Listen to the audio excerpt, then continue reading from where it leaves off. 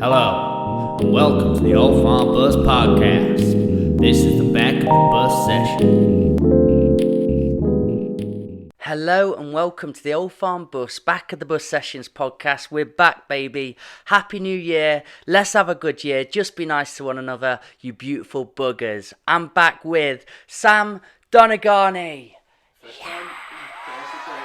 I am with conviction. Yeah, absolutely. Back yourself there. Now, Happy New Year, my friend. I've got you back on because we had a brilliant chat. It is, I swear to God, you're not supposed to say this as a podcast host, but it was one of my favourite chats I've had on here. Just a really interesting guy. And I got a lot of good response. I don't know if you heard anything back from people at the gym or anything, but honestly, random people... Feedback, yeah. Random people I've never met before were coming up to me really? going, please can you get him back on? Oh, okay. So maybe this is a spin-off of a spin-off of a spin-off. I'm really enjoying it. Now, Sam, how was your Christmas, mate? My Christmas was lovely, thank you. Yeah, You it had a was good time? quiet, uneventful. Just how I like it, mainly with the family and the dog. Lots of muddy walks, and not a lot to report really. That's perfect. Restful. No, have you got your phone on, mister? No. No, not guilty. That's Oh, silent. that was me. Oh, Mikey.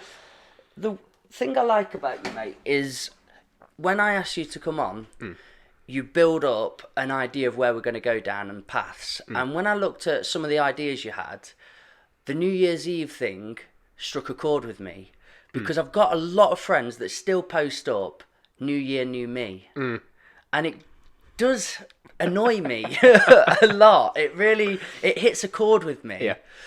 What is it about that sentence and statement and sentiment you don't like? It's I think it's naive to start with.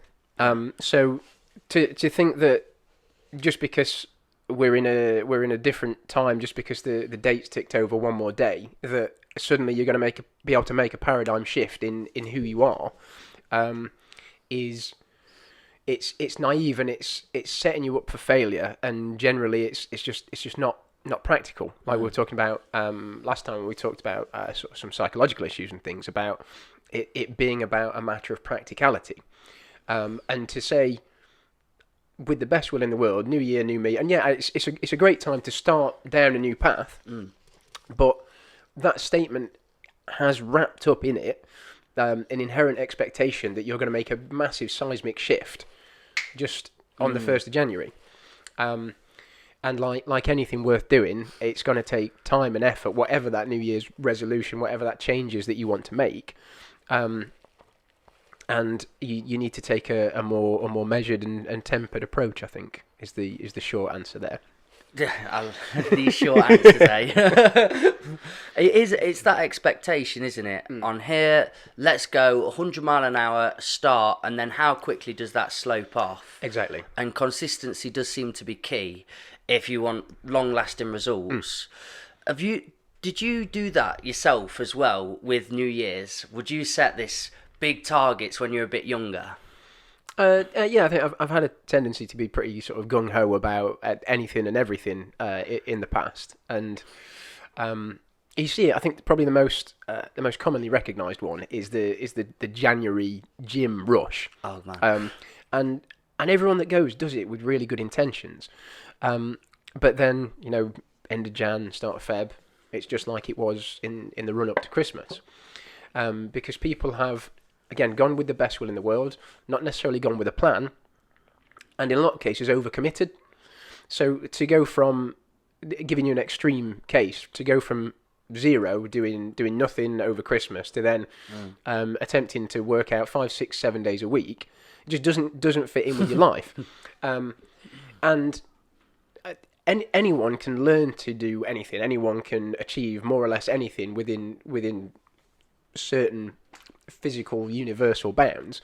One of the presuppositions of neurolinguistic programming, which I draw quite a lot on in my thinking, is that if one person can learn to do anything, then anyone can.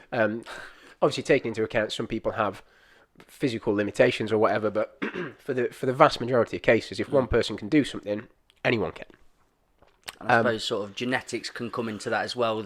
Yeah, absolutely, yeah. Retention of information has been linked to genetics, but again, if you just only claim it on genetics, you're going to limit yourself massively. So can play a part, but maybe you just got to try a little bit harder. Yeah, absolutely. So going back to that sort of 5, 6, 7 days of working out, yeah, it might be sustainable for a week or two or whatever, but then life happens. Yes. And then suddenly going from being entirely gung-ho all this time doing this new thing, and then something comes up, there's an illness in the family, or you've got to work late, or whatever it is, and then you very quickly go from up here back to zero again. But what the more sensible and valuable approach is to take it gradually and take a long-term view, and actually visualize what the real commitment is, and get a plan. So like success leaves clues. Just staying with the gym thing for a second, because it's something I think that everyone can identify with. But it could be, it could be learning a new language, it could be developing a business, whatever it is. But let's use the example of the gym. If you want to do something, whether you want to get down below 10% body fat, or whether you want to lift some inordinate amount of weight, or whether you want to run a marathon,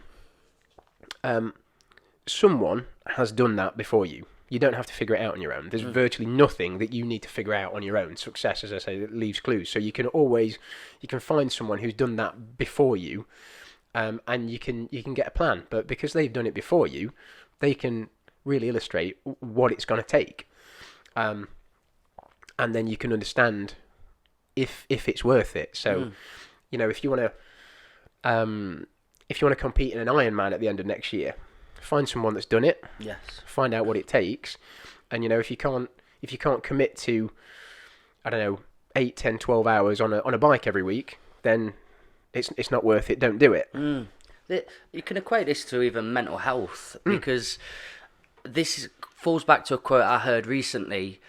Don't just ask people, ask the right people. Yeah, absolutely. And that would be me before. I listened to podcasts or people saying, talk to people about your mental health. So I just go out to the pub and asking everybody, yeah, I'm really down, I'm really low, I'm having the worst time ever. Yeah, have another beer, Mikey. Yeah, exactly that. And I completely, it stopped me in my tracks when I heard that recently of, don't just ask people, ask the right people. Because I did change my approach, and I started going to people that had suffered before, and they were giving me wisdom that I'd never thought of. And it's completely true in the instance you're talking about. Sam, before I did Christmas, I came to one of your sessions, the yoga. It was, is it yoga? Yeah, yoga. It was brilliant. Thank you. And you're somebody that I was looking at from afar and thinking, this is what consistency looks like. This is somebody that's beaten on their craft, reached mastery of that art form, and it was beautiful to see. So that consistency of what we're talking about and that discipline, you have embodied that. You've done that. Thanks, mate. Can you go into a little bit then? I'm talking to an expert on consistency, being disciplined, keeping up with something. What are the best techniques? What are the best ways of doing that and not tailoring off? Okay. Because so many people do. Can we just park that for a second? There's something you said that I just want to circle back to. What you said about asking the right people. I heard it put another way, which was, I think, really a really nice way of putting it. And now I've gone completely blank because we've started talking about another thing. I'm sorry, because I was asking the right person on that consistency, but. So it was. We'll come back to it. So about being consistent. Yeah, because that's what we were sort of alluding to earlier. Is people, the main problem during this time is setting out huge tasks that are mountainous and intangible. Yeah. Which or one? unattainable Is it or unattainable. Yeah. So consistency being key. You seem like somebody that has managed to do that and implement that in their life. So I'm asking the right person now on how do you implement that. And if you do think of your thing in a minute, we'll come back tell to it. us. It'll pop up when I'm not striving for it. So consistency in anything is absolutely key. So a couple of thoughts. People tend to vastly overestimate what they can do in a year, but underestimate what they can do in 5 or 10. So in a lot of instances, you won't see a complete transformation in 6 months or a year. You might in some instances, but you've got to make peace with the fact that a lot of these things are long-term commitments. You've also got to make peace with and find some enjoyment in the journey. So if you are only results orientated, you are invariably going to be disappointed at some point. You've got to find a way of enjoying just the doing of the thing. So yoga is actually a fairly easy one for that, because it's intended as a moving meditation. So the whole point of it is being present there in that session, but it translates over to a lot of things as well. Like if you look at the sort of people that do quote unquote extreme sports where there's an element of danger in there, one of the major reasons that they are so attractive to people is that it forces you to be present in the moment. So it's all about being here, being present now, as opposed to being entirely goal oriented, which is key, because whatever it is that you want to achieve mastery of is going to take a hell of a long time. So if you're starting on a 10-year journey today, you're going to be, compared to where you want to be, you're going to be fairly horrendous. Your performance is going to be fairly poor right now. So being present and enjoying the moment is key. Making it a part of your lifestyle as well. It's a really, really obvious, simple one, but just carve out the time and commit to it. Like you don't have to be doing something for hours a day to get good at it. There's the whole 10,000 hours thing, isn't there, which has been refuted to a large extent, but got to realise that to achieve mastery of anything is going to take a shit ton of time, which could be 10,000 hours. And it could just be starting off with finding 10 minutes a day to do something, and then eking out more and more time. I think that's really important to it. And there's one of my favourite calisthenics and strength training guys on the internet. There's two brothers based in New York, Danny and Al Cavadlo. Very, very well worth following. Yeah, brilliant guys. And one thing that Danny says consistently is fuck motivation. Okay. If you expect to be motivated to do something, or you wait for motivation or inspiration to strike before you do anything, you're never going to do anything. You just got to turn up and do the work, regardless of how you feel about it. But there's a flip side to that as well, in that the fuck motivation thing is dependent on willpower, and people have obviously varying degrees of willpower, and you're never going to be able to rely on that 100% of the time. So what I think, if you're starting on a long journey towards mastery of anything, what you need to develop is why power rather than just willpower.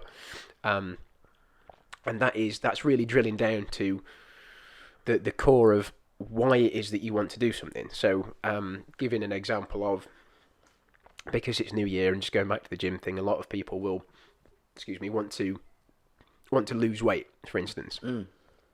And without going into smart goal settings, I'm sure everyone's familiar with that, and that's been done to death. So we won't talk about making it specific, measurable, blah blah blah. Yeah. But if someone's got a goal of getting down to a particular body weight, for instance, why are you trying to do that? So in a lot of instances, it will be to look better, to feel better. All right, great, yeah, that's fair enough. Those are good reasons, but it's not really hitting you in your heart. It's not sort of a soulful reason for wanting to do something. So you have to. There's a problem-solving technique that's used widely in engineering called 5 Why, and it's a simple technique, and it's part of a bigger picture, bigger toolkit of getting to the root cause of a problem. But it's a really useful psychological tool as well. So first of all, you want to lose X amount of weight. So you ask why. Why do you want to lose? Because I want to look and feel better. Well, why do you want to look and feel better? It might be that I've got a lack of self-confidence, or I'm not comfortable in my own skin.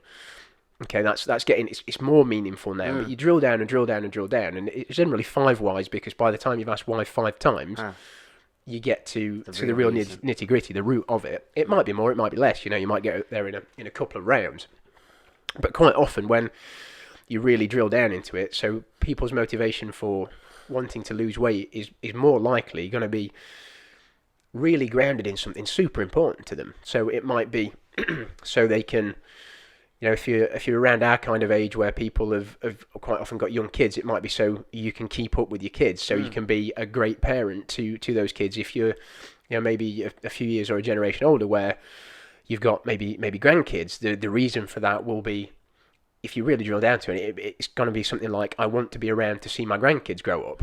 And that then is a really powerful motivator that you can come back to every single day. Or be an inspiration to them, you know, being an old person and actually still running about and playing football. Absolutely. This is what you can achieve. Yeah, taking away them preconceptions. Yeah.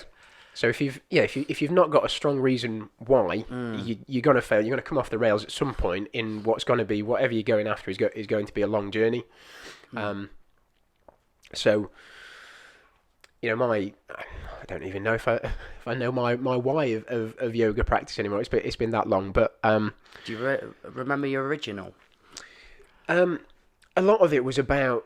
It started off as sort of as physical longevity, because like both of us have had a history of different physical outlets. So I've been a swimmer, I've been a boxer, I've been a mixed martial artist, and all of those things take a toll. And I wanted to be able to do these things sort of long term. So that was kind of what got me into it. But having felt such enormous benefits that I have, my why now really is to share that with other people. So I don't need to be teaching to thousands of people online and hosting big seminars or anything. Just sharing a room with a handful of people. If just one other person comes to my yoga class and I can share that with them, and they can get some of the benefit, whether it's sort of starting to remedy aches and pains, or whether it's to find a little bit more presence, whether it's just to unlock a little bit more happiness, whatever that is, it's about sharing for me now.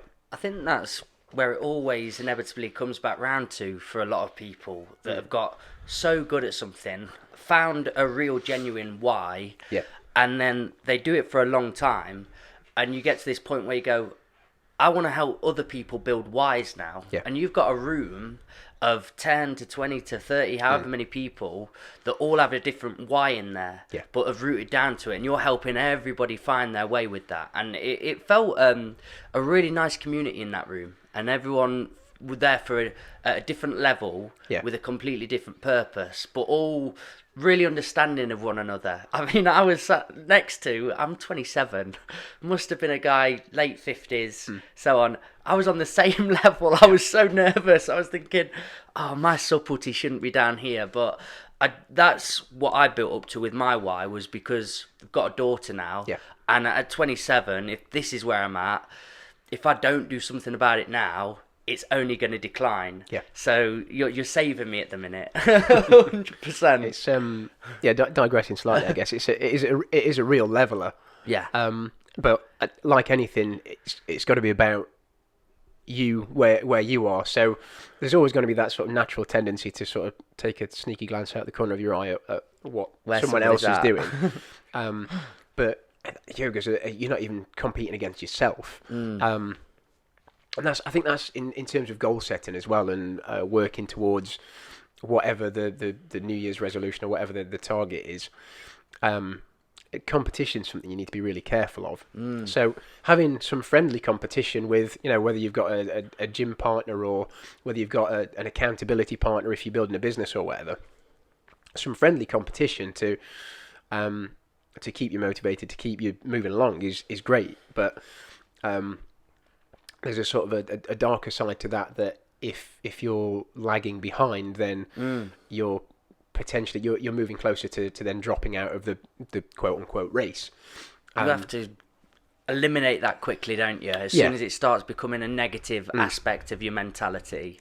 I like competition. I like feeling envious of somebody, because that just means I want to be as good as them, and I want to propel myself. But I think jealous is the toxic side. Absolutely. You start looking at people in a really different light then. And luckily for myself, because I was a young kid who acted in that way, I've become very aware of when it starts to seep in. Yeah. And I go, no, Mikey, remember, you're just inspired by this person and you need to look up towards them and see what you can do to get there. Yeah, if you're using that as an aspirational target, if you're sort of able to visualize yourself eventually being in that position, and it comes back to what we were talking about last time in terms of the law of attraction. So it very much depends on what your sort of emotional set point is towards that other person. So if you are constantly focused on the wanting to be like them, then what you're actually in truth focused on is the absence of that thing within yourself. And see, everything that we focus on, everything we give our attention to is perpetuated. Yes. But if you can use it healthily and more positively, in that you see them as something that you're aspiring to, and then you take the thought that if they can do it, so can I, and you can mentally put yourself in that position. Yes.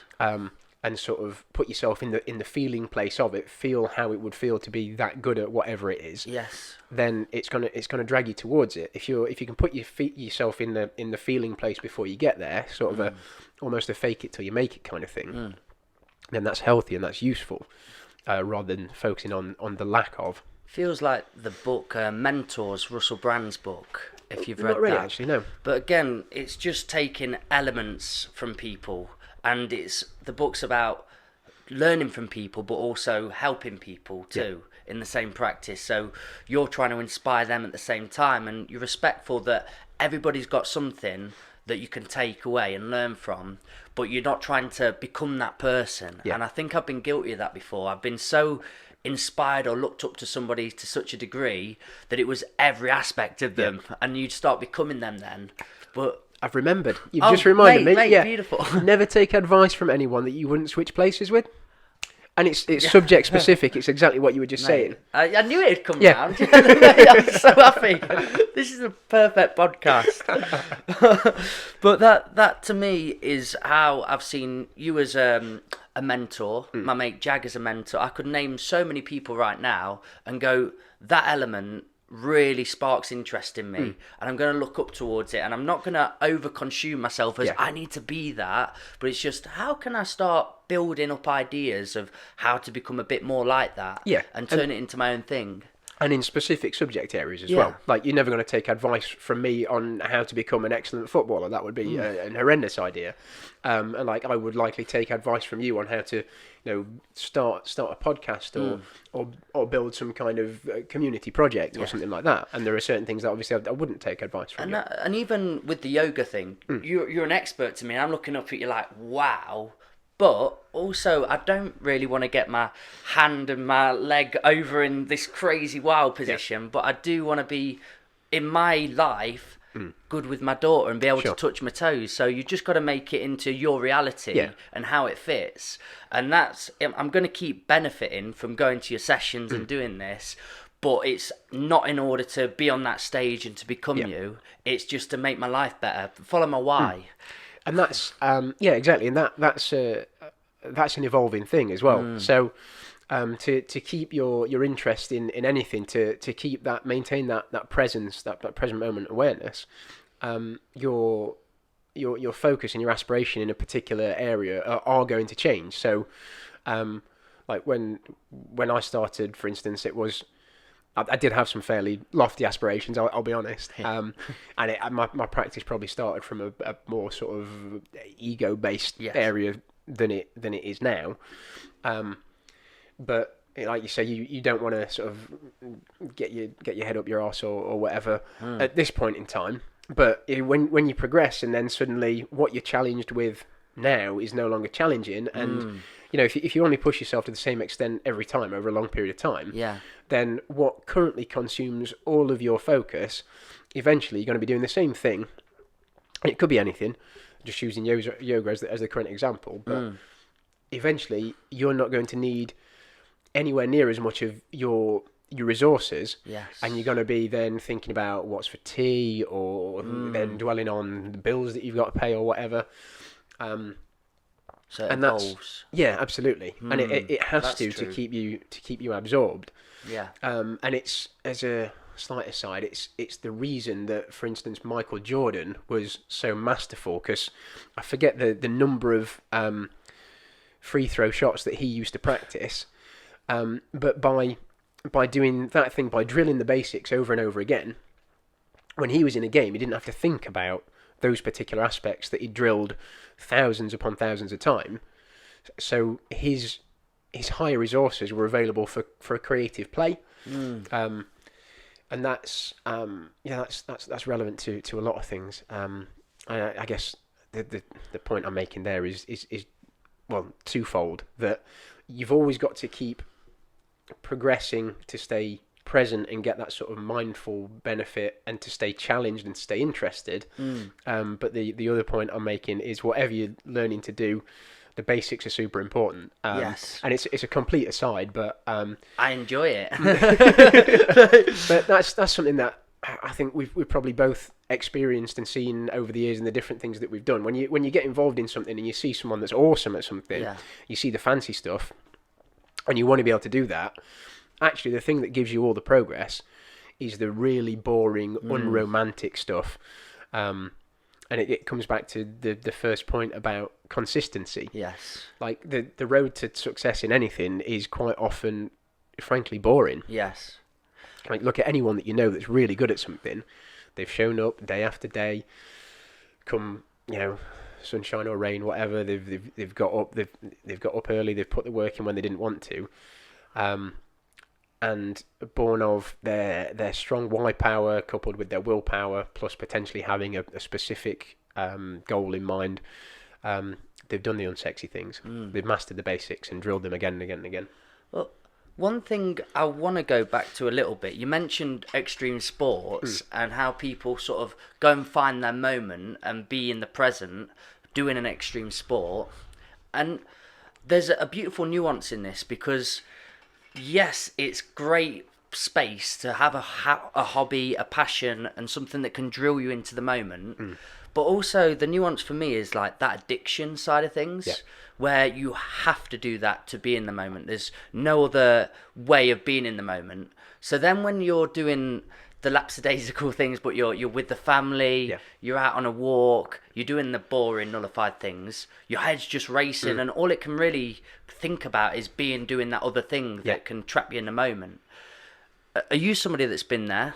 And do you have advice for people that have and are addicted to those sort of things?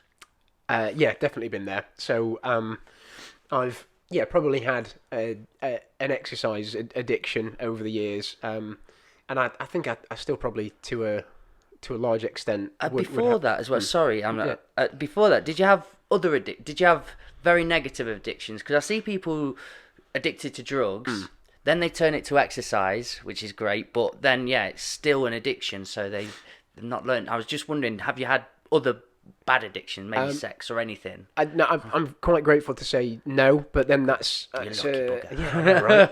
That's a consequence of my upbringing. So I was swimming competitively from the age of 7, and to swim at a reasonable level. I mean, I wasn't brilliant by any stretch. I've trained with Olympians. But I was never that good, probably because I didn't work hard enough. But that's by the by. So I've always had that outlet.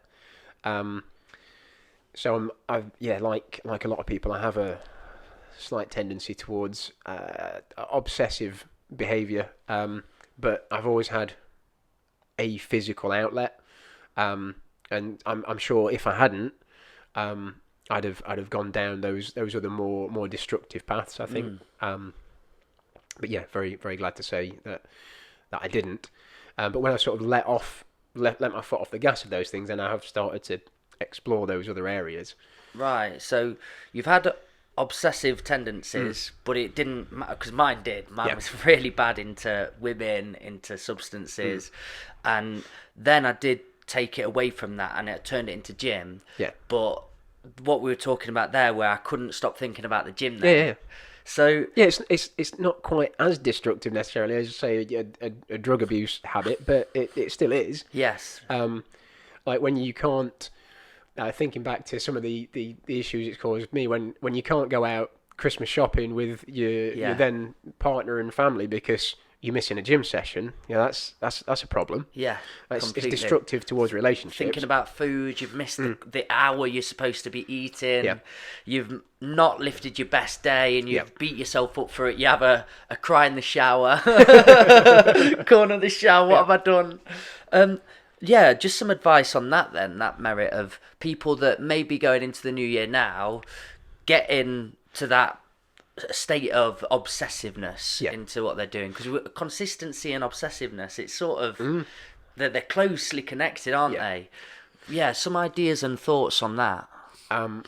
Okay, first off, you've got to start where you are. So if you've, as we were just saying, if you've had a substance abuse addiction, then being addicted to going to the gym or running or whatever is a huge step in the right direction. Yes. Yeah. So you've got to allow yourself that. You never, like the whole back to the new year, new me thing, you're not going to make that quantum leap in one go. And that's, maybe we'll talk about it in a bit, but it's the same for where you are emotionally on a given subject as well. So if you are starting with a base point of a drug or an alcohol problem, then switching that obsession to being obsessed with working out or whatever it is a huge step in the right direction. So congratulate yourself for that, and don't beat yourself up that you're then obsessing about being in the gym. That's a great step forward. But then it's about, I think, from that point, acknowledging what you are getting out of whatever you've sort of switched your obsession to. So use working out, so we're not talking all over the place. So obviously when you exercise to some reasonable level of intensity, there are going to be the feel-good hormones and things.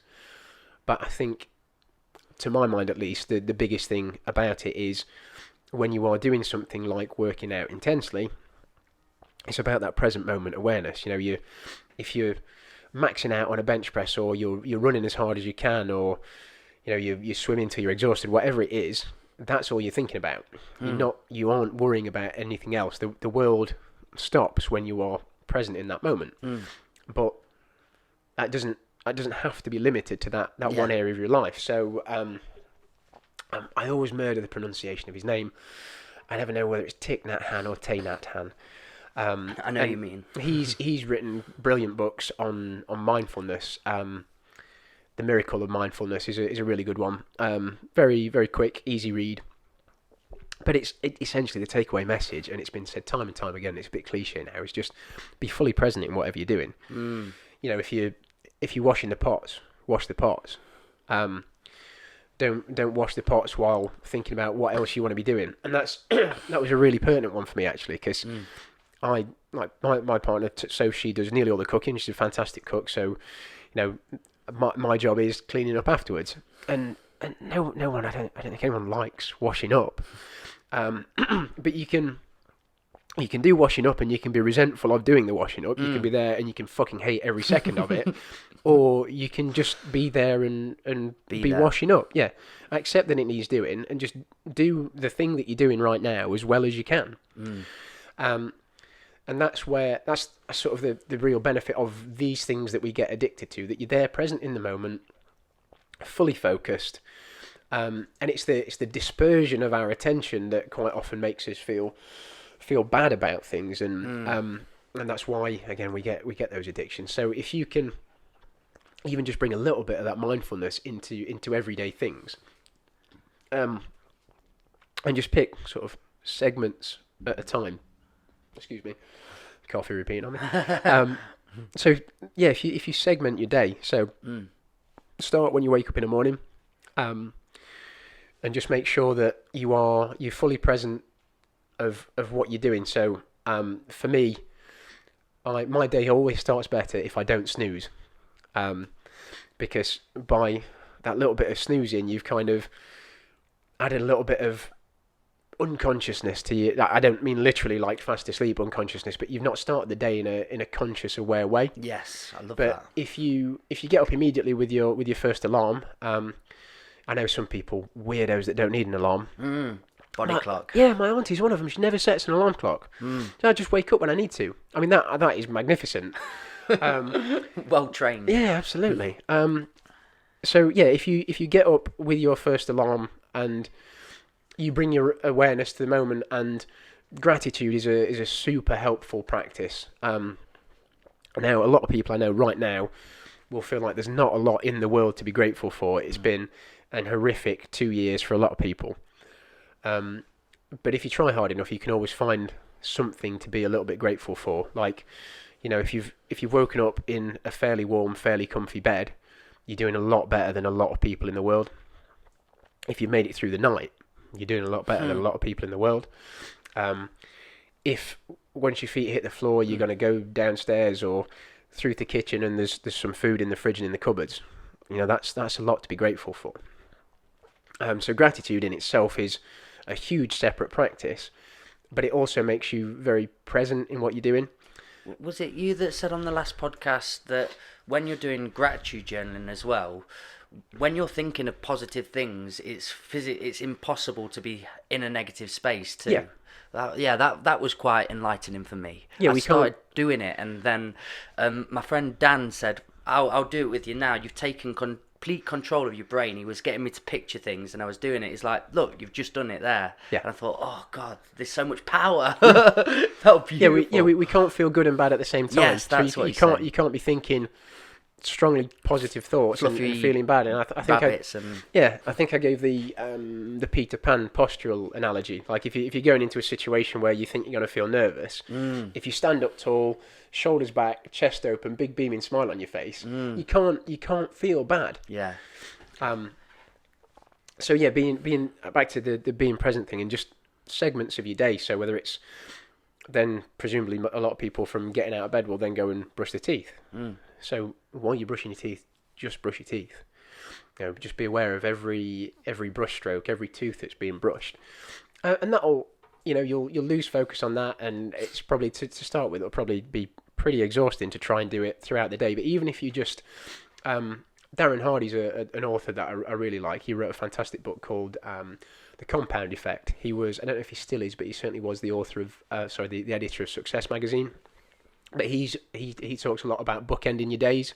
So, and it comes back to the Stoic thing we were talking about last time, where there's going to be potentially millions of things, decision points or whatever, in the middle of your day that you can't control, but you can control what happens at the start and end. So if you start mindfully, just really present in whatever you're doing, and you end it in the same way, then that's exponentially better than it would be if you just took things as they came and sort of rolled out of bed without thinking about it and went to sleep without thinking about it. Pilot mode. yeah, on autopilot. Yeah.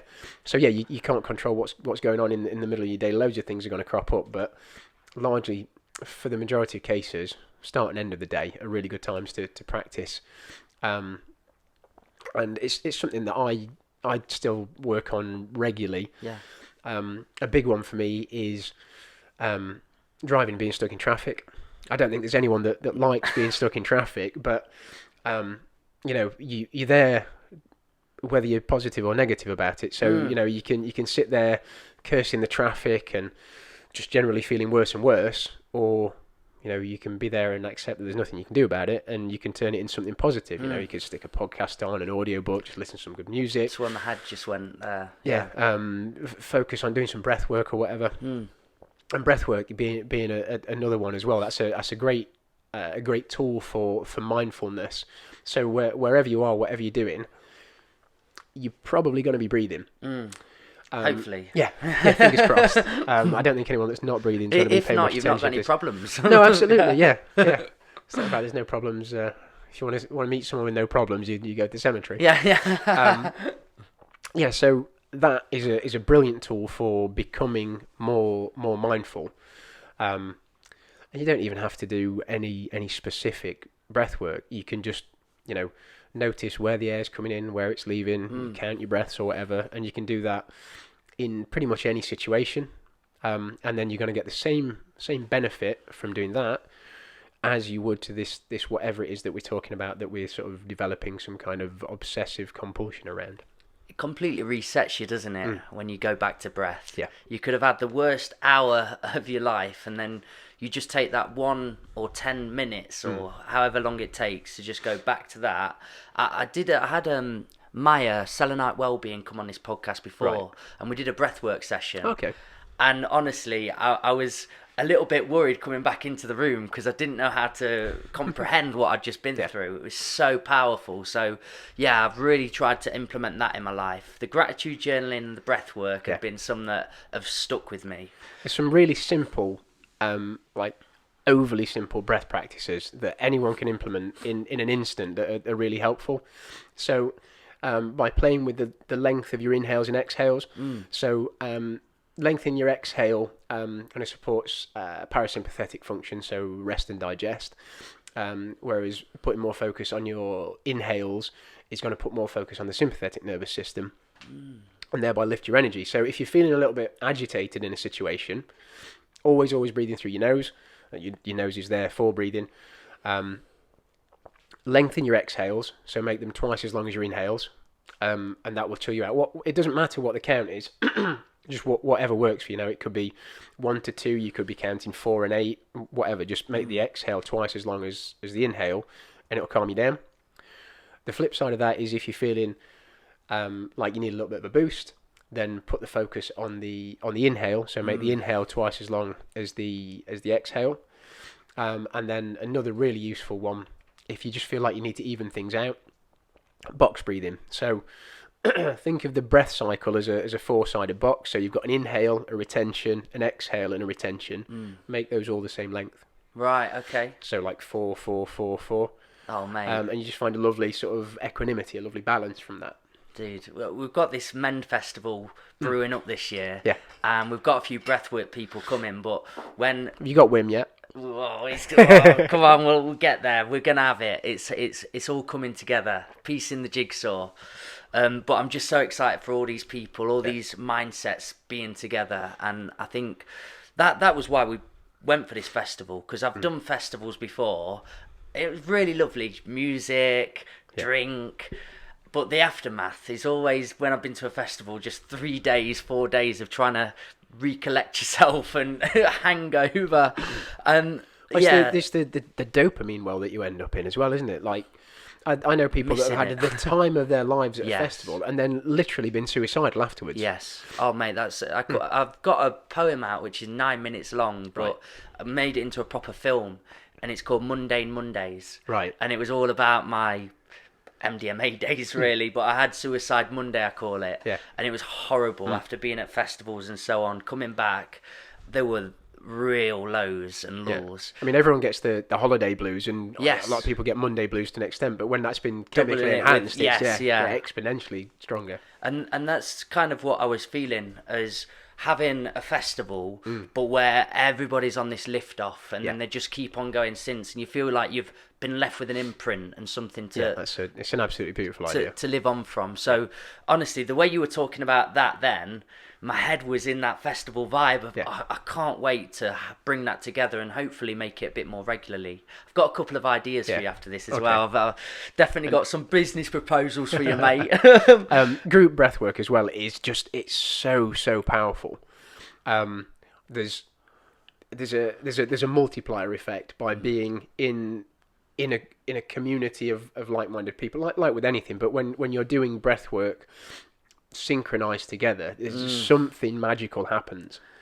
The collective mindset, isn't it, as well, and it's collective consciousness building up. I mean, the sun sets on this field here, right? So that's what I want to do in the summer with you. I'd love to see how many people we can get weekly, maybe doing some yoga on the field and some breathwork stuff. Can get some speakers up as well, or is it better to do it in silence? There's arguments for and against. Really? Do you have a preference? I like with music. Oh, brilliant! I do too. Thank God. There's some guys that I'd highly recommend checking out. The Soma Breathwork guys. So Niraj that started that, he was a former pharmacist. So one of his internet handles is the Renegade Pharmacist, and he is now a breathwork practitioner. I think their business won some award for like one of the biggest growing health and wellness companies or something in the last year. And one of his main teachers, who she's also a yoga teacher. So if you look up Namaste yoga, she's a fantastic Soma breath teacher. And they do, it's not dissimilar to, a lot of people are now familiar with the sort of Wim Hof breath method. So it's not dissimilar. It's sort of, there's a lot of controlled deep breathing. But some of the music they use is fantastic. Like, really? She's been putting out drum and bass mixes. Oh, wow. Yeah. Now we're talking. Yeah.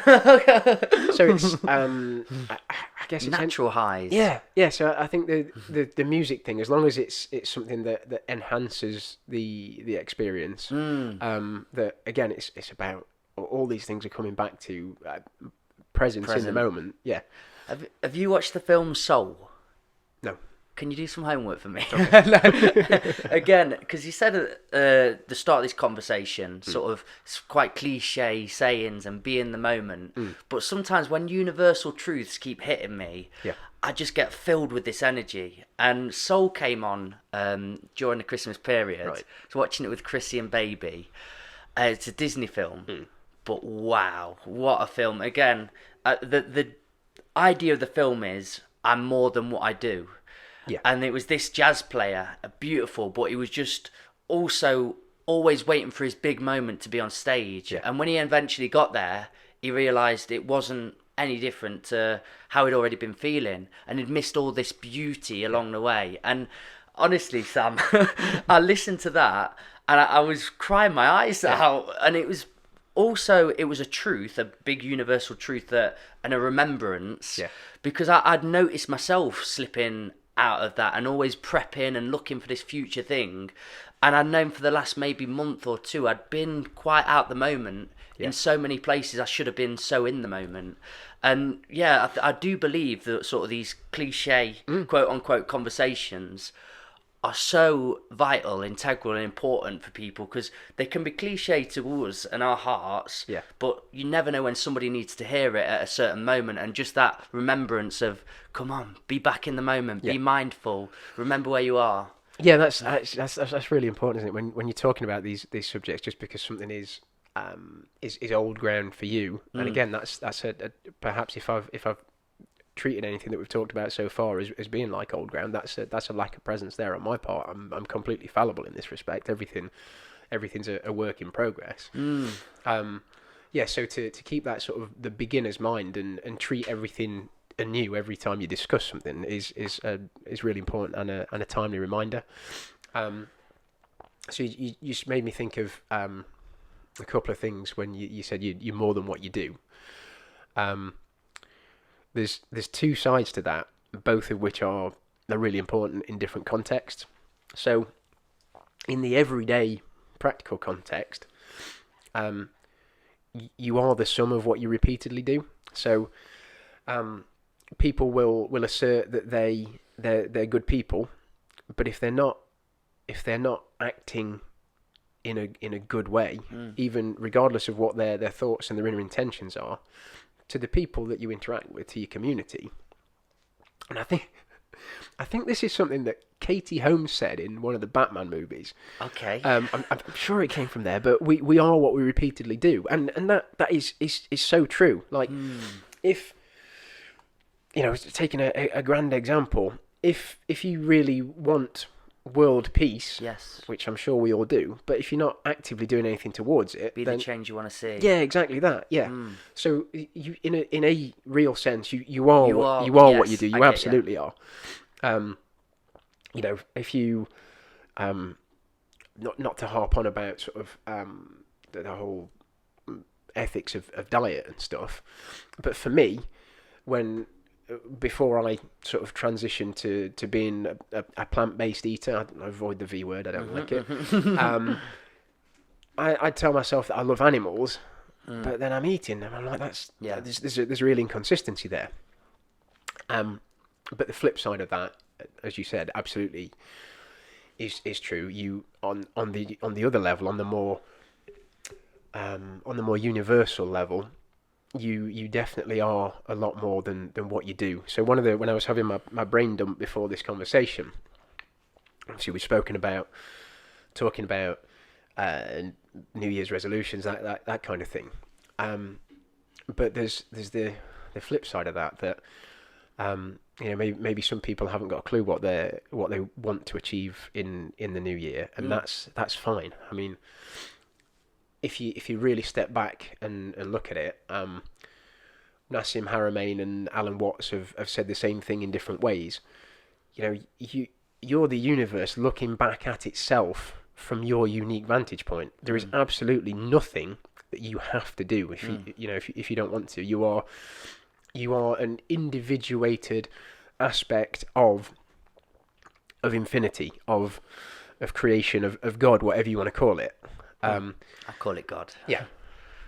So that's something I always kind of reflect on when I'm thinking about wanting to achieve things and strive for things. And another thing Alan Watts said was, what's the purpose of life? What's the purpose of being here? And it's actually incredibly obvious. It's just to be. Yes. So whatever you do, from a certain perspective, whatever you do, good or bad, you're enhancing the collective awareness of the universe, of God.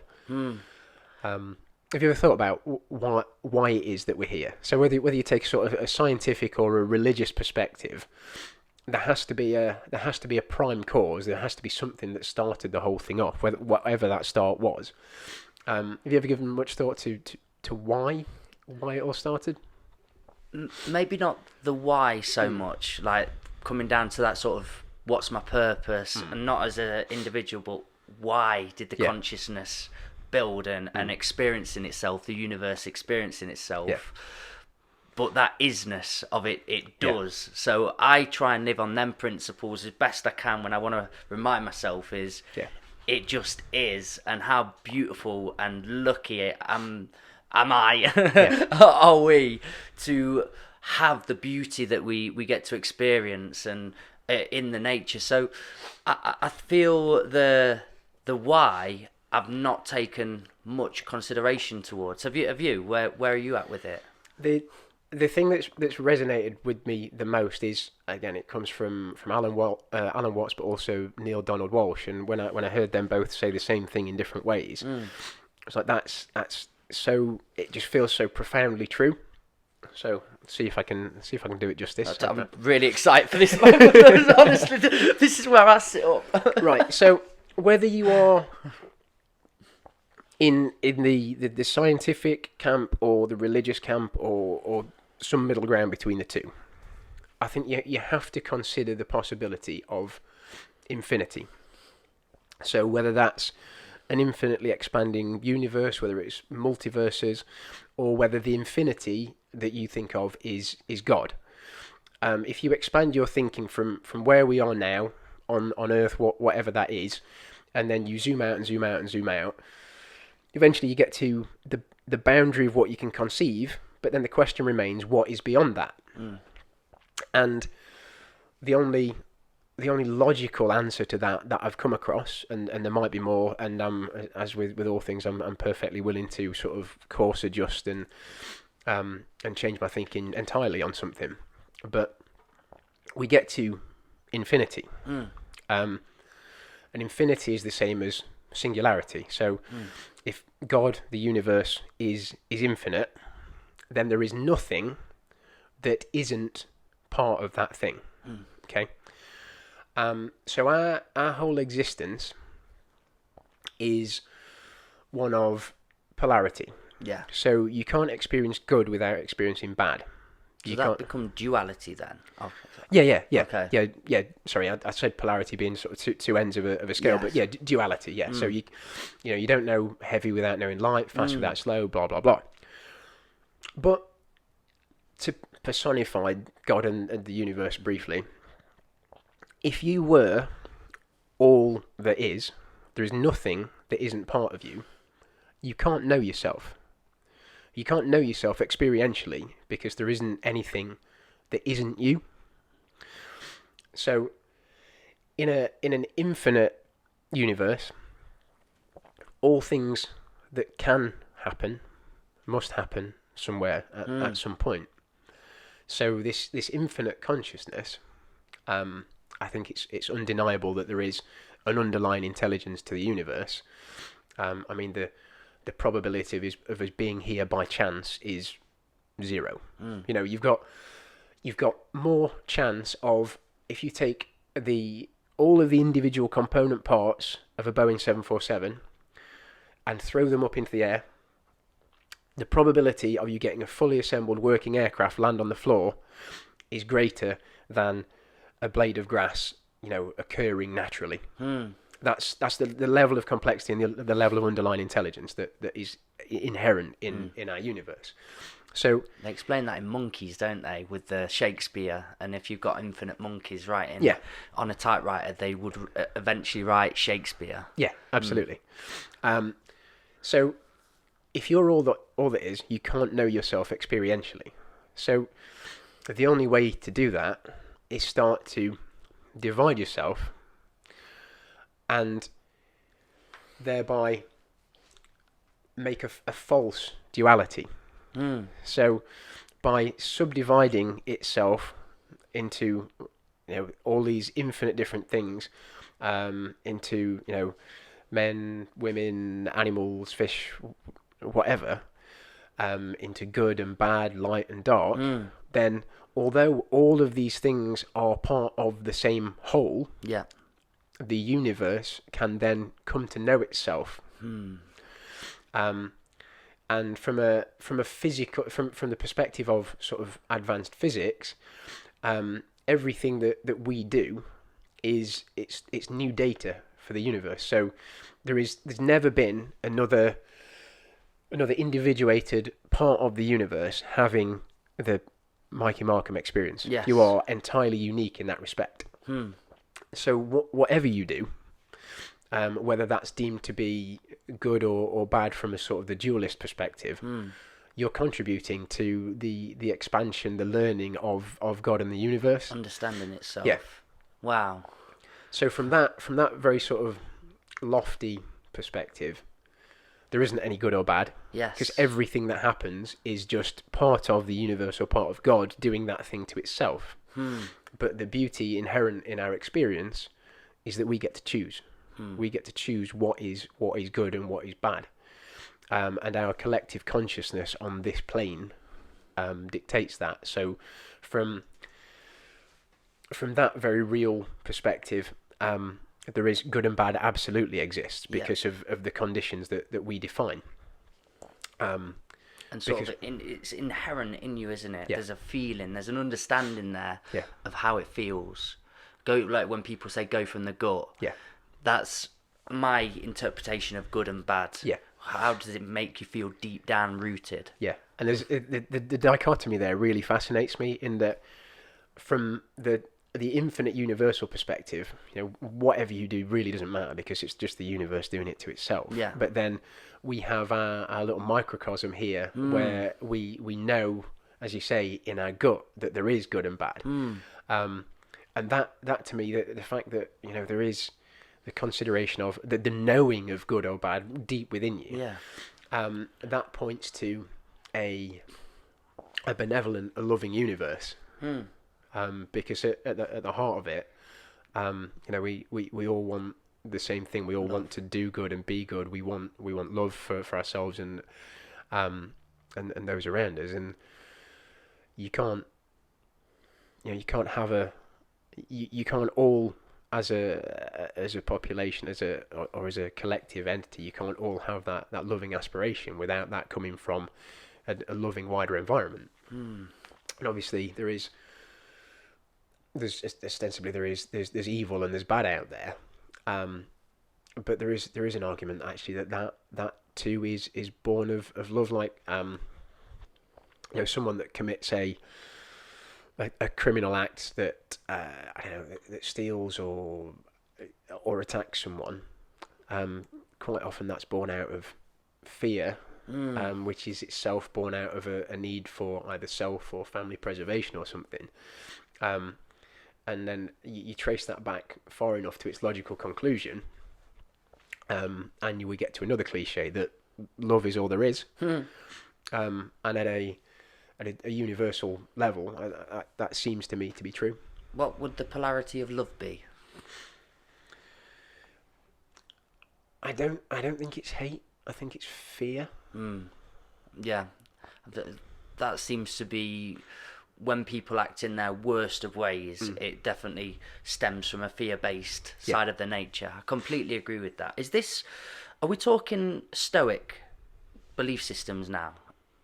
And is it Stoicism? Stoicism. Stoicism, is that a Buddhist principle or philosophy, or does it have a branch from there? Because it sounds, when you were talking then, lots of Buddhist beliefs lie within it. How do they differentiate? And I just want to hear more about Stoicism. Okay, so that's Stoicism. The sort of the more sort of universal consciousness idea there is heavily alluded to in Buddhism, but also in Hinduism. Well, in all major religions, if you think about it. So I mean, there's the same from Christianity. All as above, so below. God made us in his image and likeness. When Krishna's talking to Arjuna on the battlefield in the Bhagavad Gita, Arjuna sees Krishna as he really is, which is the infinity of all that is. So that's religious and spiritual thought, but it's also grounded in advanced physics as well. Right. Okay. So Nassim Haramein, who is he's intellectually head and shoulders above most of the modern scientific community, and to if you've got 8 hours to spare to have your mind absolutely blown, it's probably not on YouTube anymore, but if you go on BitChute or brand YouTube, if you look for Nassim Haramein Rogue Valley, he lectures for 8 hours straight. Why has he been removed from YouTube? There's just some fairly contentious ideas, really. I think it's because his work has the potential to awaken people to their true potential, and the infinite potential that we have within us. But he talks about it's a bit of a mouthful, but a holofractographic universe. But all that means is that there's infinity confined within a finite space, and it's exactly the same idea as the religious thought of as above, so below. Basically, every facet of the universe has the information of the whole contained within it, like a hologram. Wow. And that, so it's a bit of a digression, we'll come back to Stoicism, but in physics there's two infinities. There's infinitely big and infinitely small. And then there's the sort of the problem of how can you have infinity within a finite space. But if we zoom down in granularity from where we are now, so we're here as inhabiting these bodies, and then you go down a level and we're made of cells and then made of atoms, blah blah blah. There's no limit to how far you can go down into there.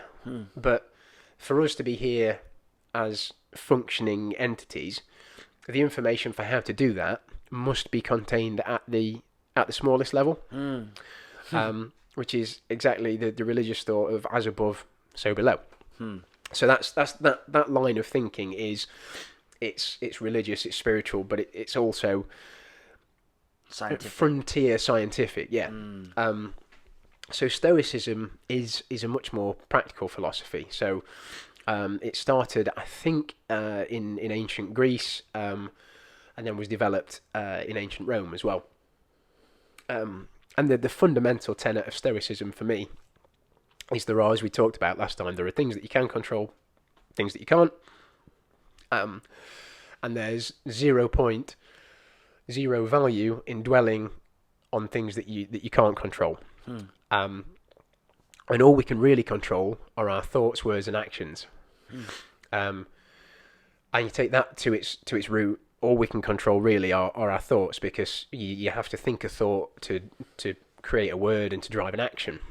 And that I'm glad we've sort of wound back to Stoicism, because I think that's quite important in the context of sort of new year, new me, wanting to make improvements. So you can set your goals, you can make a plan, which you absolutely should do, but you have to acknowledge the fact that there are things that are out of your control in there, which is why in yogic practice you never really set a time frame for when you're going to achieve something, because it's none of your business. You can't control that. So I absolutely understand the value in setting a time frame for a goal. You want to get to a particular body weight by this period. It keeps you accountable. But you've also got to be willing to course correct. Yes. So from a purely sort of yogic perspective, there might be something that you're working towards, but what you commit to is turning up and doing the work day after day, just doing your best on that particular day. And then what my first yoga teacher used to say is, then just get out of the way. When you achieve it is none of your business, which is actually very, very stoic in nature. So you can turn up on a given day, you can put your best foot forward, you can make your best effort, but you really can't control the result. And that sort of stoic principle of only controlling the controllables is also, it links in quite nicely with sort of modern project planning. So you're familiar with the Pdca cycle? No. Really, really useful in terms of working towards any goal. Pdca stands for plan, do, check, act. Plan, do, check, act. Okay. So you want to achieve anything, you need a plan. Yep. As we talked about earlier, go and find someone who's done what you want to do, and you make a plan. And then you do the things that you're instructed to do on that plan. Obviously, you can only do one thing at a time, and each time you've done a thing, you check the result. And then once you check the result, you act. So you course correct at that point. So you might be progressing in a particular path quicker than you thought you were. So you adjust the plan in the positive. You adjust for making faster progress. Quite often, as is the case with anything complex, there's a saying in, I think it comes from like sort of general project management, but everything takes twice as long and costs twice as much as you think it's got to. So invariably there will be, whatever you're trying to achieve, there will be setbacks on that path, and that's where the check and act come in, and you course correct, and right, I might not achieve this goal by when I initially set out to do it, but as long as you're doing everything that you can to drive in that direction, as long as you're controlling the controllables, the adjustment is fine. And that ties into the central tenet of Stoicism, of only controlling what you can control and just letting the rest be. This has been a really affirming podcast for me. Right. With the business and everything we're doing, I can get a bit ahead of myself. Yeah. And maybe not having arbitrary or elusive plans and goals, but knowing I do want it to accelerate, excuse the pun, we're on a bus, but do well for itself, but not be forcing it, and just enjoying the days. When you wake up, if you know, I want to do a podcast in that day, I want to go to the gym in that day, and then I want to do the workshop at night, but put in the best effort and energy you can give to that in that time, you're not having to focus on the next step and the next step and the next step, because you're just putting in the right effort and energy that situation warrants, and the byproduct of that is you have something successful eventually out of it, and you're controlling what you can do in that moment and not what the future holds, because you can't really look towards that future and live too far in front thinking we're going to be here, we're going to be there, because you really have no idea what's to come. And it could be bad health, it could be something really great, the lottery, whatever, absolutely, and a new vision comes along. But I've definitely, me and Chrissy went away recently together, we had a little spa, it was lovely. But I can when I've had a drink as well, get a little bit excitable. Yeah. And then talk to Chrissy in this manner of, we need to go here and we need to do this and then we're going to do this. And it's helped me a lot, and I'm sure so many people listening to this have got their own versions of how it's helping them.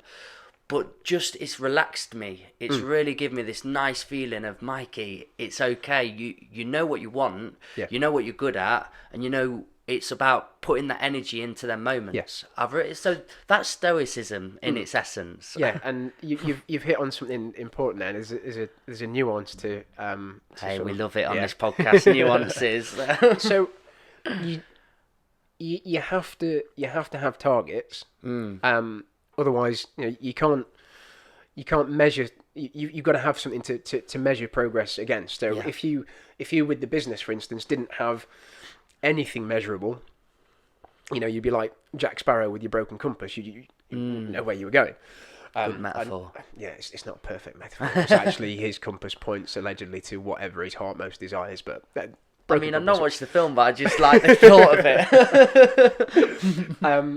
it. So those smart goals that everyone's overly familiar with. Yeah.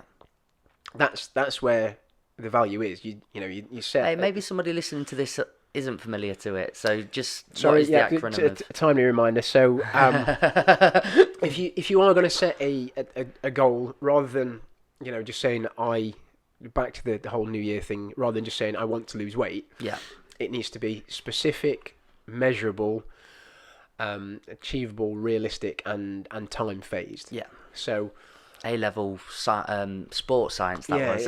So it has to be specific. So rather than I want to lose weight, how much weight? And there's value more in sort of framing it in the positive. So set a target weight that you want to get to. So that's specific and it's measurable. It's got to be something that is that can be done. Like you can't set a goal of I want to grow 3 heads. It just doesn't. It's got to be something that can conceivably be done, and it can be hugely lofty. As we were talking about earlier, if one person can do something within reason, anyone can learn to do it. And in that first instance, you need to have some idea of time frame. Otherwise, you're just going to meander. If you said, I want to lose 5 kilos by 2027. There's no urgency. There's nothing there that's going to motivate you to move forward. So there has to be something to work towards, but all you can do on the road towards that thing is show up against your plan every day and do the best you can. And that's where a lot of people, I think, will come unstuck with working towards goals. If they miss something along the way, then they get disillusioned. But that's something we should mention as well. That within the plan, it needs to be chunked down as well. So don't just have this lofty end goal. The plan should have some success criteria and some gateways, some markers that say, right, I am on track here, or I'm off track, and that's fine. If you are off track, then you plan, do, check, act, your course correct. There's so much meatiness in this podcast. It's great, man. I love the way your brain works. Honestly, it's brilliant. Thanks, mate.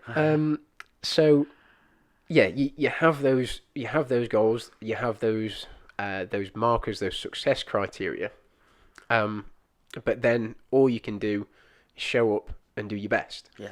And one day you may not do your best. You may toss it off one day, 1 week, 1 month, or whatever. But once you realise that, and it's just like meditation or whatever. Once you realise you're off course, you don't beat yourself up for it, because that perpetuates it. Exactly. Yeah. You just feel worse, and it's a downward spiral. So once you realise, you catch yourself, you adjust, and you keep moving forwards. Wow. Just going back, because when I was saying it, Stoicism, come on, new word for you today, Mikey, is quite like Buddhism.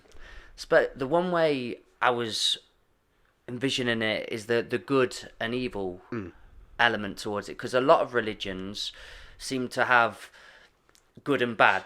Yeah. As Christianity, for example, do good, here's a set of what do good is, and you go here. Do bad, here's a set of what do bad is, and you go here. Yeah. It's very sort of quite rigid in its belief pattern, to my knowledge, again, naive and limited. But then the Buddhist principle, there is no good and evil. It is more that isness. Can we just go back into that a little bit? Because we spoke of a bit of a different path of why it's similar to Buddhism. What is that, the good and evil? Is there a good and evil? Well, coming back to what you said earlier about your gut feel for things, Yes. Absolutely there is. Now, those rigid behavioural tenets, the rules as you've mentioned, I guess it's worth a bit of an analysis of where they come from.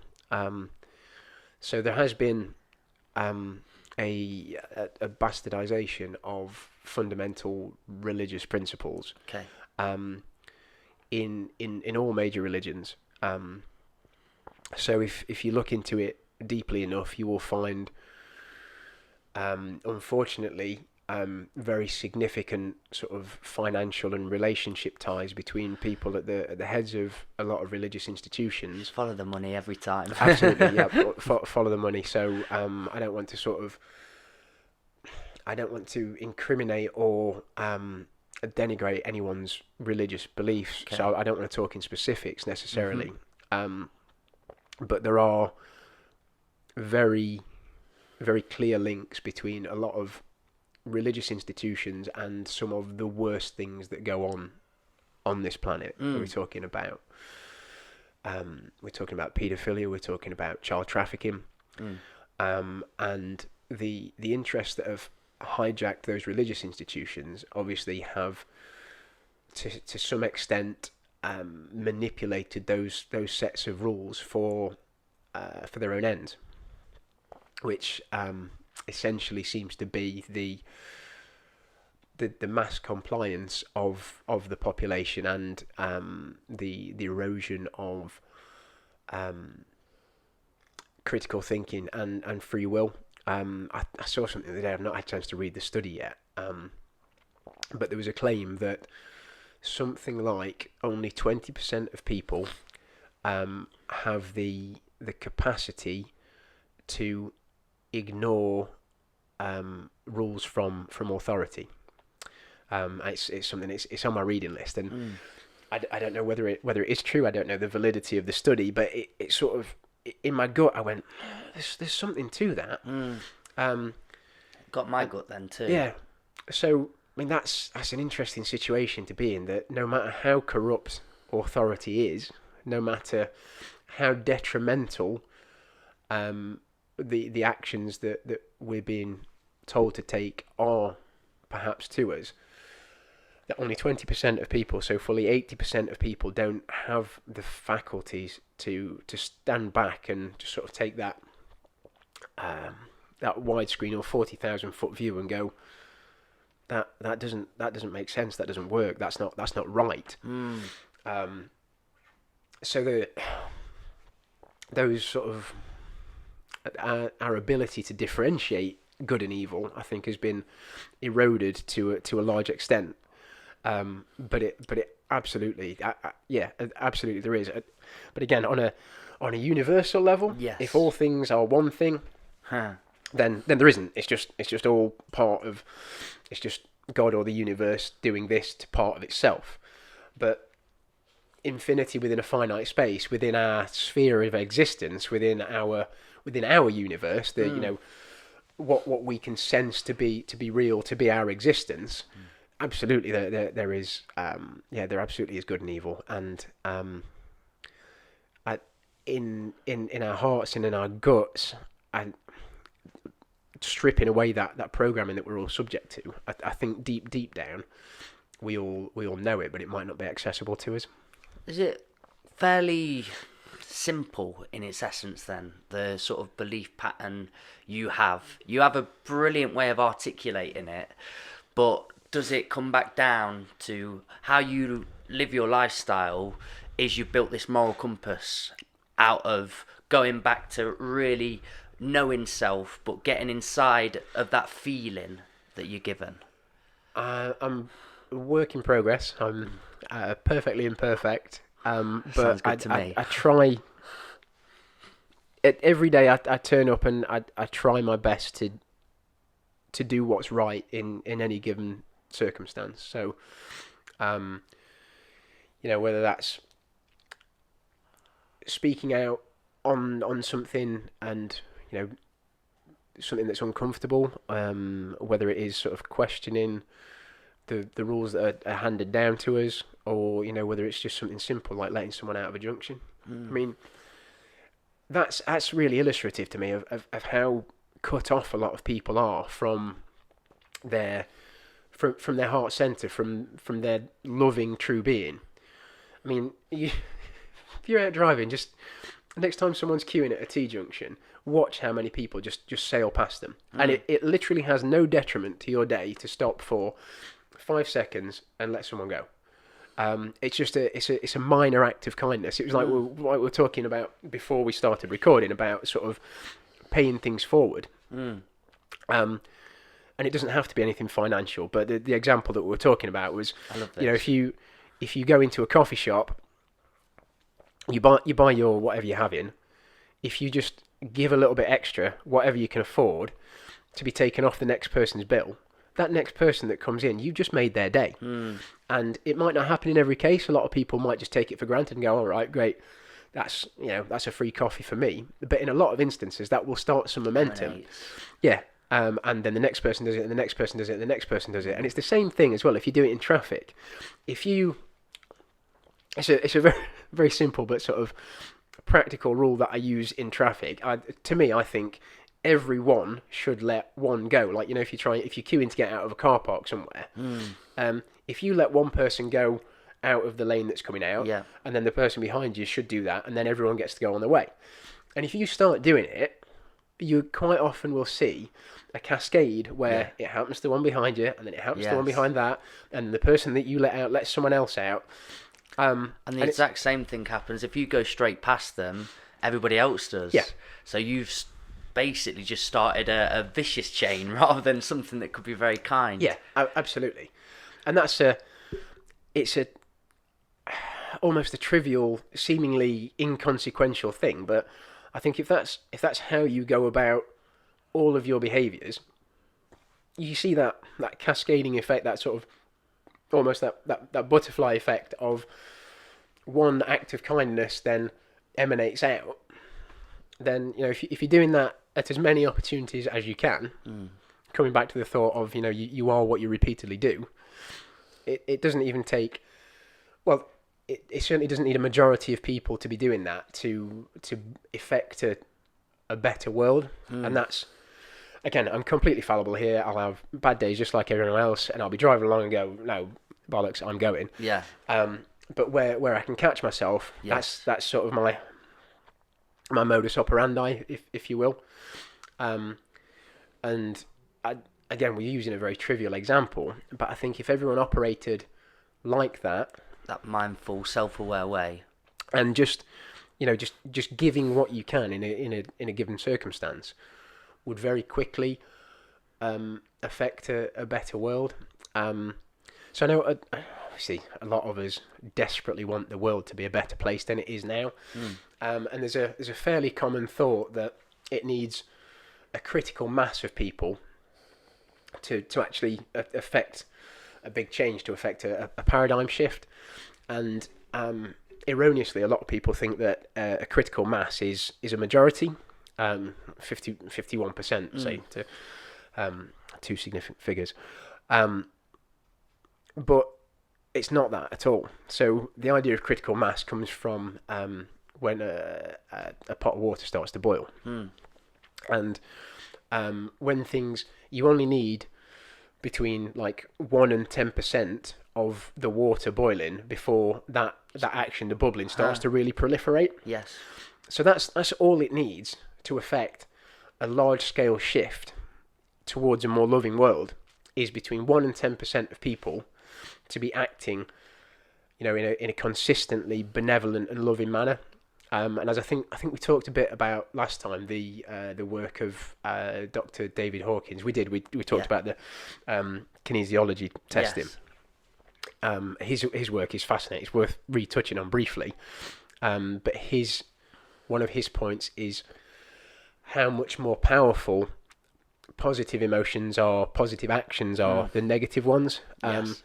It's a logarithmic scale, so much like an earthquake. So, a magnitude of a magnitude of 2 isn't double 1. It's much more than that, and that's the same thing with positive actions, positive emotions.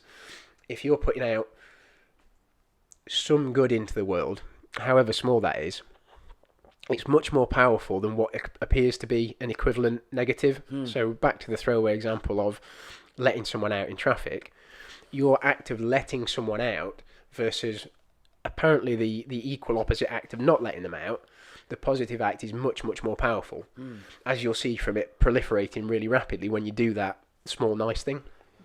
What do you think is in the world? Because people, is it ego-based? Why or how have we prevented people from living in that way? What sort of ideologies exist? Why are people more inclined to be egoic, be self-centered, and just pass somebody in traffic rather than being loving, compassionate, and kind? Why have we veered to the wrong direction in the majority? Excellent question. And how do we bring it back? So my answer to the first part of the question is it's systemic. Everything that we're exposed to tells us that we're individual entities. So when you look at the scientific paradigm of us being here by accident, we're evolved apes, and we're all separate from each other. And from there outwards, we're taught that we're separate from the competitive nature of the economy. So the economy is a zero-sum game. There's winners and losers. The idea of mutual benefit in the whole system doesn't really exist. Obviously, there are economic and business relationships where, for instance, customers and suppliers mutually benefit, but in terms of holistically, there's always winners and losers. So there's debtors and creditors.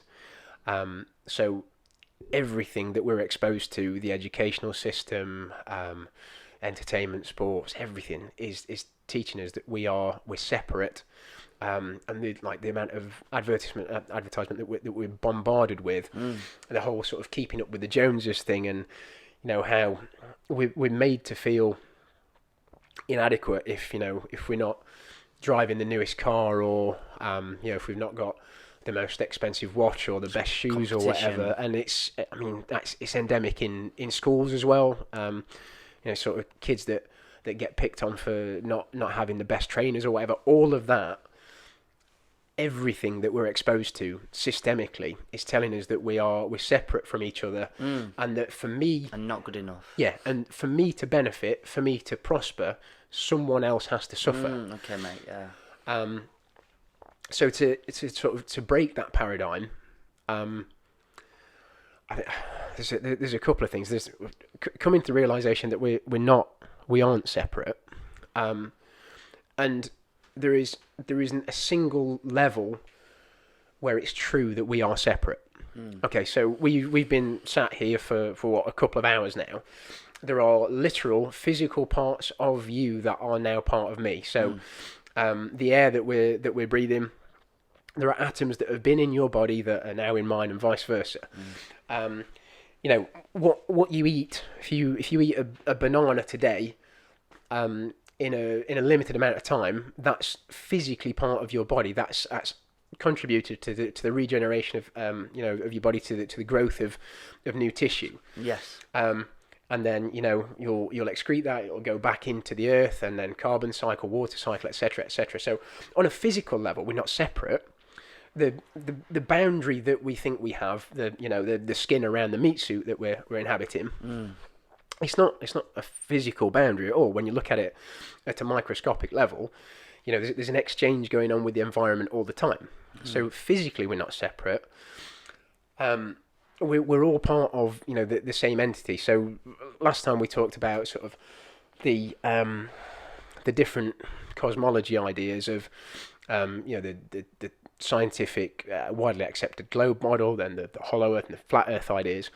And this is it doesn't matter in this context, in that whichever one of those is true, we're all part of the same system. We're processes that the universe or that God is doing. We're all part of that infinite whole. There's no level where we're truly separate. And that realization, that sort of mindset shift, then moves you much more towards the idea of sort of mutual benefit. What's the old phrase about what's good for the goose is good for the gander or whatever. And if we are, if we are, which I strongly believe we are, and I think it's provably true that we are inextricably linked. Yeah. Then what is good for me is good for you. Like protecting the planet. Yeah. Protecting the planet, letting someone out in traffic. It could be the very grand or the very trivial.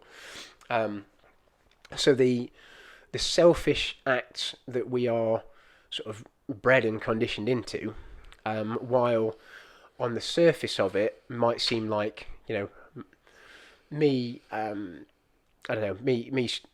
screwing a customer over in business to maximize my profit may and on the superficial level seem like it's a great benefit to me when I can go out and buy a new car or whatever. But it takes an emotional toll. Yes. And a conversation that we've had at home a couple of times about what seems to happen in the world that we inhabit is the dishonest, the selfish people get ahead. And the thing I always come back to is imagine being them. Yes. And you won't be envious of them. You will feel sorry for them. If you don't feel like you're enough without having a brand new Mercedes on your drive, if you don't feel like you're enough without having a 6-7 bedroom house with a swimming pool in it, if you always need more, then that's a path to misery. Yes. And this actually it comes back round to endless goal setting as well. So there's a dichotomy and a nuance here as well, in that to always stay challenged is a great thing. To always be seeking to be better than you were yesterday is a great thing. And to always want to do better for yourself, for your family, for the world is obviously going to bring about positive change, positive results. But the nuance is you have to also find contentment in where you are. There's absolutely nothing wrong with wanting to be better. There's absolutely nothing wrong with wanting financial prosperity and a comfortable existence. Of course, we all want that. But if you can't find happiness where you are, if you can't find contentment where you are, then you're not going to find it over there. I think it was John Kabat-Zinn who said, "Wherever you go, there you are." It doesn't matter how many millions you've got. If you're depressed now and you go to Ibiza or you go to Magaluf, you're just depressed there. You might feel happier for a couple of days because it's a bit new, but suddenly you're there. Absolutely. You remind yourself. Yeah. Mate, have you ever watched the film or documentary Adam Curtis? Do you know Adam Curtis, the documentary maker? He did a hypernormalization. Okay. And it's hours. It's like 3 hours every episode, but you would love it. Okay. He's been on Russell Brand's podcast a few times. I've been on a few different podcasts I listened to him on. But again, what you were just describing there, he kind of really broke down as well exactly how sort of like consumerism built and adapted and got people turning into singular entities and fighting against one another and competing. It was Edward Bernays in terms of materialism. This was in 1900s or so on, but we used to buy things on term of like utility, like you've got feet, you need shoes. And then as soon as he realised he killed a consumer in doing that, they bought a thing, they're off, he was like, hang on a minute, we need to keep these coming back. So it was now turning it to buy these shoes, you will be sexy. And bringing people around to the term of buy these and you're going to be better than the next person. And then that got into this competitive cycle. But this hyper-normalization, it went through this sort of mass mind control and indoctrination and conditioning that's happened throughout history, and explaining this evil force that's been constant. So when I was listening to you then, I was thinking, oh, that's part of this documentary. Really breaks down materialism, how big business operate, and then just making the us, the consumers, into I think he called it useful idiots. But we help build that system because we're trying to fight one another and go against one another. This comes back to something that we were talking about earlier as well. So this is a slight aside, and then we'll come back to it. But like the pharmaceutical paradigm is a customer healed is a customer lost. So it doesn't benefit big business. That was another episode. Yeah, it doesn't benefit big business at all to actually solve our needs. So like the idea of a big charity as well is self-defeating. So I think the estimates are it's of the order of like 100 billion or something per year would solve world hunger, and that is orders of magnitude less than are spent by the US on defense budgets every year. So the US defense budget is in the trillions, whereas it would cost billions to solve world hunger. And that's like the jump from a billion to a trillion is 1,000-fold. So solving world hunger would be a pittance on that. It's like, it would be like me having something ridiculous like a spare couple of grand every year that I go out and drop on a new watch or a new guitar or something, but me not willingly giving someone in need a couple of quid. That's how much of a drop in the ocean it is. But it's not done. So charities like big charities, the people that work for them generally on the ground level have absolutely the best intentions. They want to make the world a better place. But solving a problem like world hunger or solving a problem like cancer or heart disease is actually detrimental to those organisations existing. To their it is solving the problem that they're meant to solve is an existential threat to them. And it's the whole separateness that we're born into. And we are, I don't know if we talked about it last time as well, but we are, when we're born, we're made into legal separate entities, so we are subject to the same laws that corporations are. So corporate maritime law was brought about, it was meant to govern, corporations originally were meant to come together for a specific purpose and then be dissolved afterwards. So they couldn't gain the enormous power that they have now. So, it might be to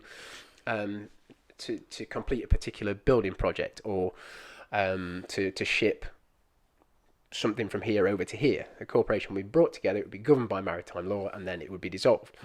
But that's no longer the case. And when we are born, we are effectively, our birth certificate makes us a corporate entity, thereby us being beholden to UK PLC, the Crown, etc. We're sort of further compartmentalized into that separateness. So we're not only conditioned mentally to see ourselves separately, we're literally born into being separate corporate entities to everyone else.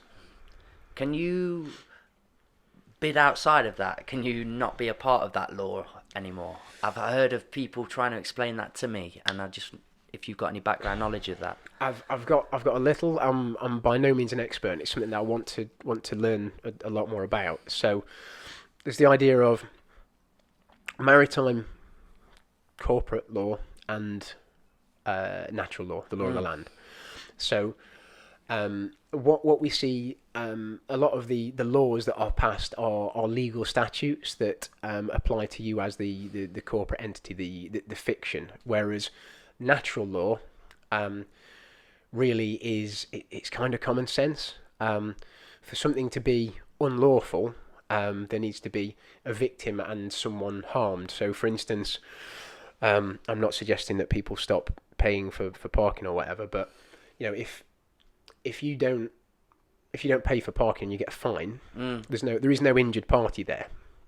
So that's legal, but it's not lawful to fine someone, for instance.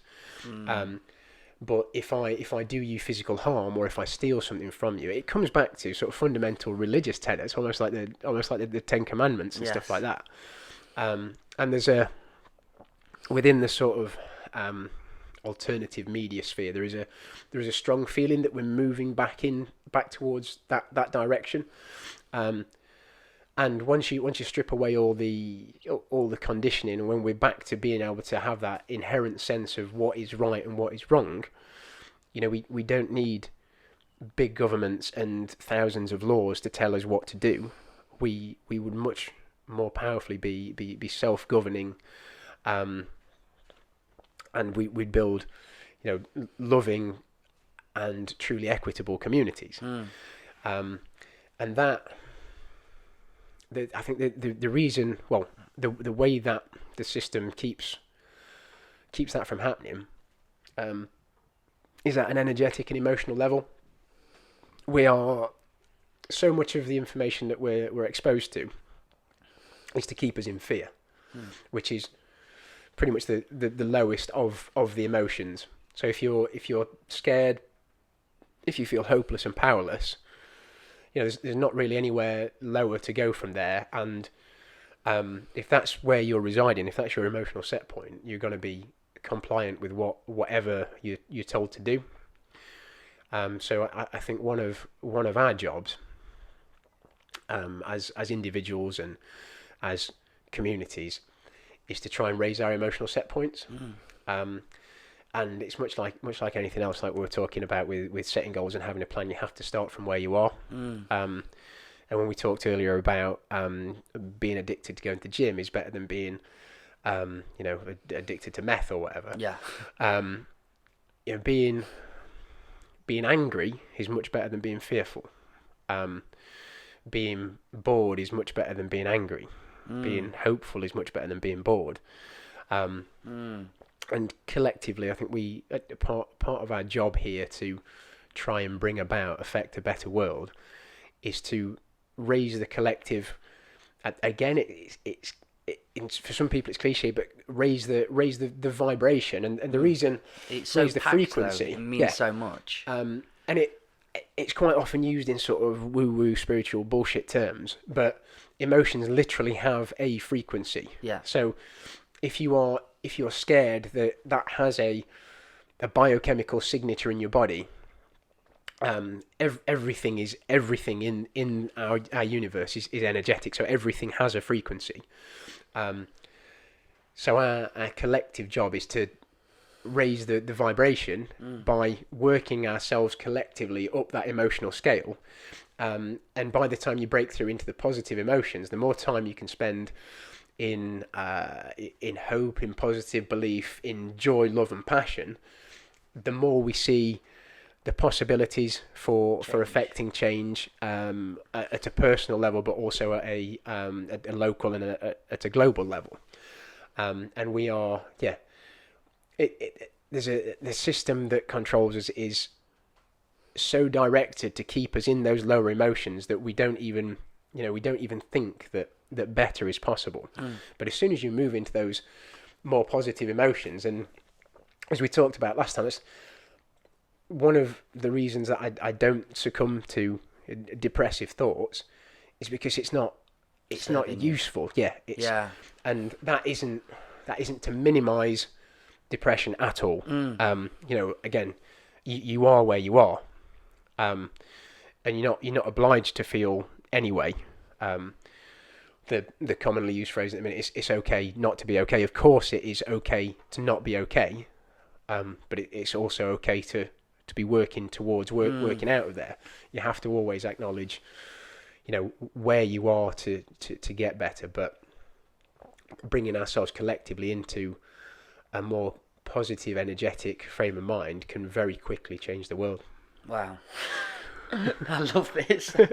Oh, mate, I've got to be around you more often. I'm doing this very selfishly because you are my topper-upperer. You make me feel a different way. Even through that, I was thinking, I'm going to buy somebody a coffee today. I'm going to go and do some nice things to people, because it's true. And I had epiphanies within that. I was thinking that divide and conquer, it's so powerful. And there was more ideas coming to the front, even the idea of nation. Imagine if we just saw the planet as one, as this is us. But no, they've got these bits of land with these bits of names, and then they tell you these are the bad ones and these are going to do this to you. And actually, most people, the majority of in that nation, are just trying to get by, live their lives, be happy. And these certain little small subcategory of people are the evil ones. Yeah. The irony is that those telling us that nation truly exists aren't beholden to those national boundaries. Yes. So all the way through that, I was thinking, I'm starting to really root down and understand where this sense of fear comes from, and where this sense of otherness comes from. And I truly do believe, and you're giving me a stronger feeling of how can I implement this? How can I go about and put this change out for people and raise them vibrations? I honestly can understand now how we can imprint people and put betterment into the world. And I'm quite excited about it. In this new year, and I'm not going to do that thing we said don't do at the start. I am going to be the loveliest Scrooge just turned in for one day. But I'm going to find more creative moments of how could I help somebody in a moment. And that's what this podcast for me has done. Yeah. I've got somebody coming soon for another podcast. Okay. We're going for it now. We're going to put one out a day.